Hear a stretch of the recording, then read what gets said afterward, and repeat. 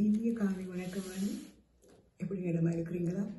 நான் நல்ல சுகமாக இருக்கிற மாதிரி நீங்களும் எல்லோருமே நலமாக இருக்க வேண்டும் என்று இந்த வேளையில் இறைவனை பிரார்த்தித்துக் கொண்டு அனைவருக்கும் இனிய காலை உற்சாக வணக்கங்களை கூறி அமைதியான இந்த நாளை எங்களுக்கு தந்த இறைவனை பாட்டி போட்டி வணங்கிக் கொண்டு என்னுடைய நச்சிந்தன் தொடர் என்று 1586 என்னும் கூறிக்கொண்டு இன்றைய இறை வார்த்தையின் சிந்தனையாக, வாழ்க்கை என்பது நன்மைக்கும் தீமைக்கும் எதிரான ஒரு போராட்டம். போராட்டங்களையும் தடைகளையும் தாண்டி செல்வதில்தான் வாழ்க்கையின் வெற்றி இருக்கின்றது.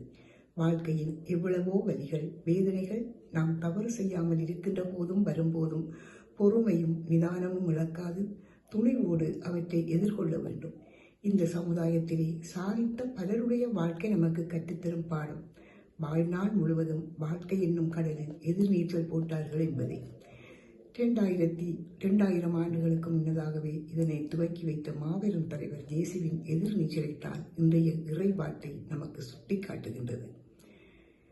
இயேசுவின் இரக்கச் செயல்களையும் அவர் பாவிகளை மன்னித்து நிகழ்ச்சிகளையும் மறைநூல் அறிஞர் கடுமையாக கண்டித்து இவன் பேய்களின் தலைவனை கொண்டு பேய்களை ஓட்டுகின்றான் என்ற வார்த்தை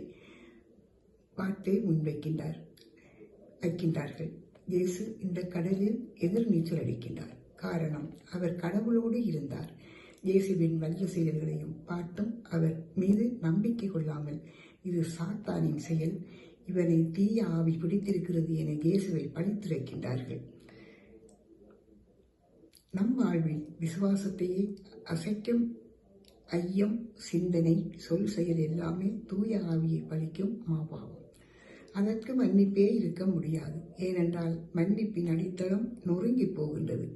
ஒரு சில அற்ப சலுகைகளுக்காக, வசதிகளுக்காக விசுவாசத்தை, இறை நம்பிக்கையை இழக்க முன்வரும் போது தூய ஆவியை நாம் பழிக்கின்றோம். எனவே எந்த சூழலிலும் கடவுளின் நம்பிக்கையை இழக்காமல் பார்த்துக்கொள்வோம் என்று கூறிக்கொண்டு உங்களுக்கு இந்த அதிகாலை பொழுதினிலே இறை வேண்டல் இறை சிந்தனைகள் இருக்கின்ற எல்லோருக்கும் இந்த நாள் இனிய நாளாக மலர்ந்து எல்லோரும் எல்லா நலன்களும் பெற்று அமைதியாகவும் மகிழ்வாகவும் வாழ எல்லாம் வல்ல இறைவனை வேண்டி விடைபெறுகிறேன்.